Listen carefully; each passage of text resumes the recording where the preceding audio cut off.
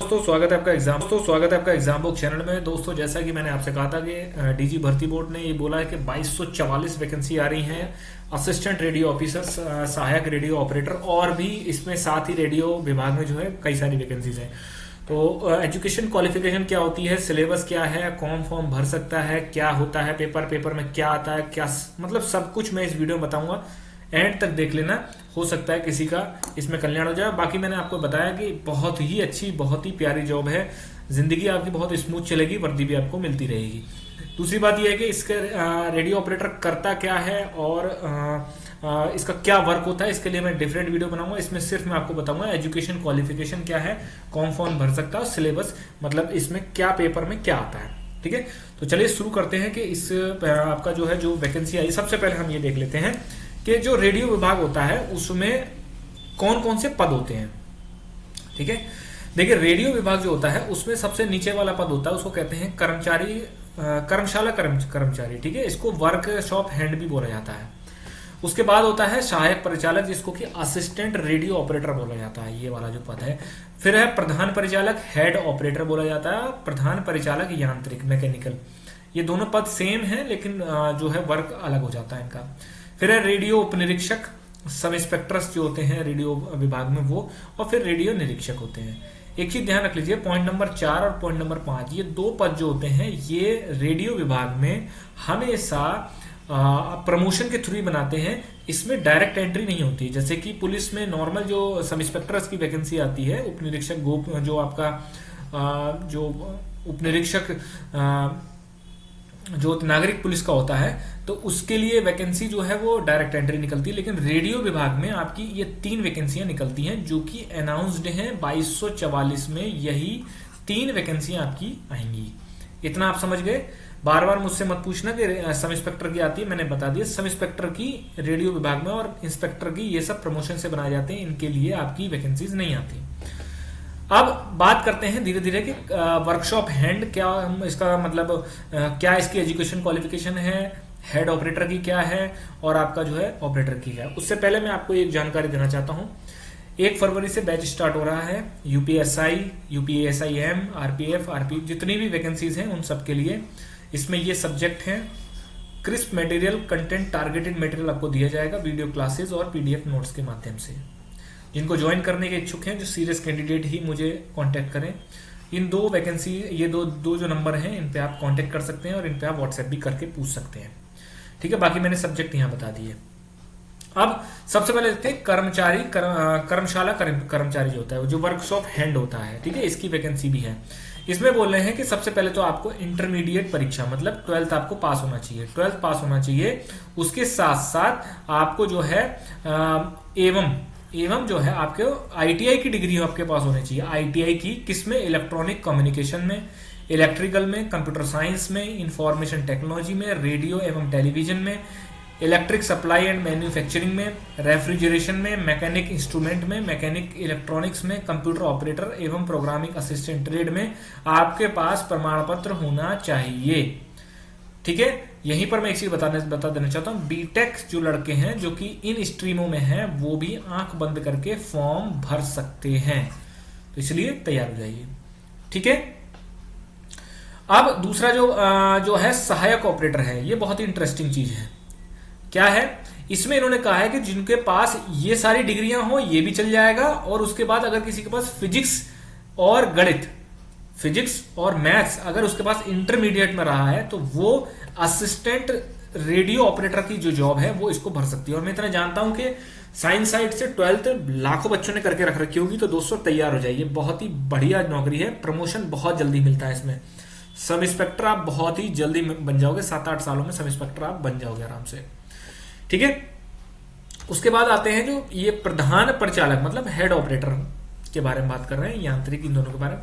इसमें भी यही है कि भाई विधि द्वारा स्थापित जो बोर्ड से आपके पास electronics, telecommunication, electrical, computer science, information, मतलब जो आपके पास आईटीआई की डिग्री या बीटेक की डिग्री जो आपके पास कर्मचारी और कर्मशाला कर्मचारी मतलब वर्कशॉप हैंड में थी, वही सेम आपकी इनके इसमें भी आपकी जो है वो काम करेंगी। ठीक है, समझ गए यहां तक। नेक्स्ट चलते हैं कि आवेदन पत्र, भाई सीधी सी बात है, सीधी भर्ती के लिए देखिए कर्मचारी कर्मशाला कर्मचारी, सहायक परिचालक, प्रधान परिचालक, सीधी भर्ती की प्रक्रिया।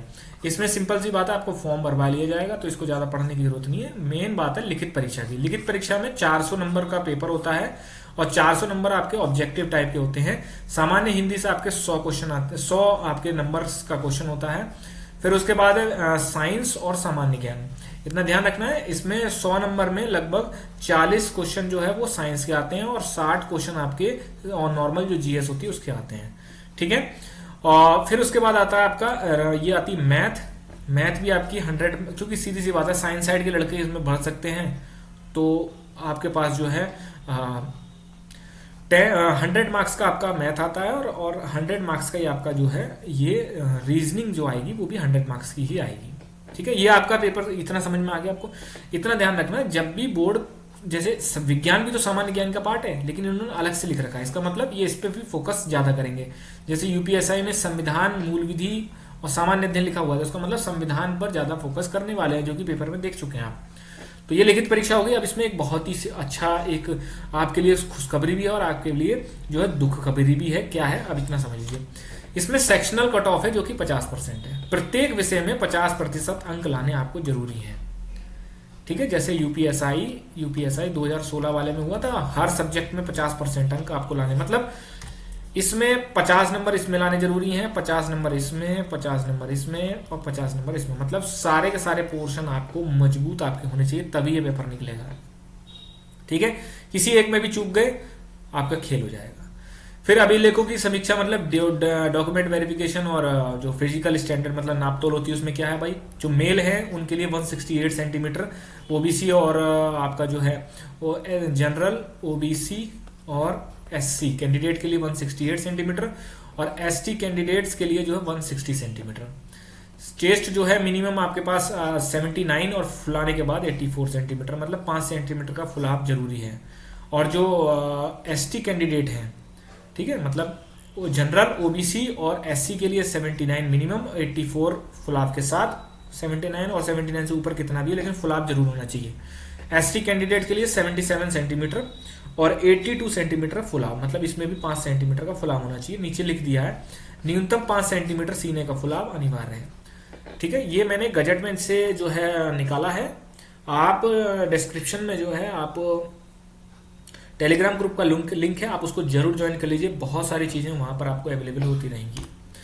फिर है मेल फीमेल के लिए, तो फीमेल के लिए जो है इसमें हाइट आपकी 152 सेंटीमीटर है, 147 आपकी हाई जनरल, ओबीसी और एससी के लिए जो है 152 और एसटी जो फीमेल है उनके लिए 147। वजन मिनिमम 40 केजी होना चाहिए, मैक्सिमम का कोई इन्होंने चर्चा नहीं करी है, इसलिए घबराने की जरूरत नहीं है। मिनिमम 40 किलो से कम नहीं होना चाहिए। शारीरिक दक्षता परीक्षा 4.8 किलोमीटर है 28 मिनट में बॉयज के लिए, और गर्ल्स के लिए 2.4 किलोमीटर 16 मिनट में। वही जैसे सब इंस्पेक्टर और सिपाही की सब इंस्पेक्टर वाली जो दौड़ है वही इसमें है। ठीक है, टाइम भी आपका सेम उतना ही है। तो दोस्तों इसके लिए आप बिल्कुल आंख बंद करके तैयारी करते रहिए। जो भी लोग एलिजिबल हैं, मैं कहता हूं बहुत ही अच्छी नौकरी है। विश्वास नहीं करोगे, काम के नाम पे कुछ भी नहीं है। आराम से जिस शहर में चाहोगे उस शहर में पोस्टिंग हो सकती है आपकी। कोई ऐसी चीजें इतनी ज्यादा टफ नहीं है, कोई टेंशन की नौकरी नहीं है आपको। मतलब ऐसा नहीं है कि आपको जो है जाके रात नाइट ड्यूटी देनी है या फिर दबिश देनी, कुछ नहीं। आराम से अपनी बढ़िया तरीके से तैयारी करते रहिए। रेडियो विभाग के लिए जो भी ये तैयारी करना चाहते हैं जीएस पोर्शन की, तो वो 1 फरवरी से जो बैच स्टार्ट हो रहा है आप उसमें ज्वाइन कर सकते हैं। यूपीएसआई के लड़के खासकर इस बैच को ज्वाइन कर लें, बहुत ही आपको जो है फायदा होगा, मैं इस बात की गारंटी देता हूं। यूपी एएसआईएम वाले लड़के भी इसमें आपके जितने भी जो भी एग्जाम की आप तैयारी कर रहे हैं आप इसको ज्वाइन कर सकते हैं, काफी आपको फायदा होगा। फीमेल खासकर इस वैकेंसी पे थोड़ा फोकस करके रखें, आपको बहुत फायदा होगा। आफ्टर मैरिज आपको काफी ज्यादा फायदा होगा, क्योंकि ये मतलब एकदम आपकी पोस्टिंग हो जाती है इसमें, जहां मन चाहेंगे वहां पोस्टिंग हो सकती है। मतलब घर में नहीं हो सकती, जिस मूल निवास में नहीं होती है, लेकिन जैसे किसी को प्रॉब्लम होती है ससुराल की साइड में या फिर वहां हो जाए हमारा, तो वहां आपकी आराम से पोस्टिंग होगी। आप आराम से सुबह जाइए 10 बजे, शाम को 4 बजे तक ऑफिस आपका छूट जाएगा, अपने घर सीधे। तो अच्छी नौकरी है, इसको आप एक बार देख सकते हैं। तैयारी अपनी बढ़िया करते रहिए, क्योंकि फॉर्म इसमें भी लाखों पड़ेंगे।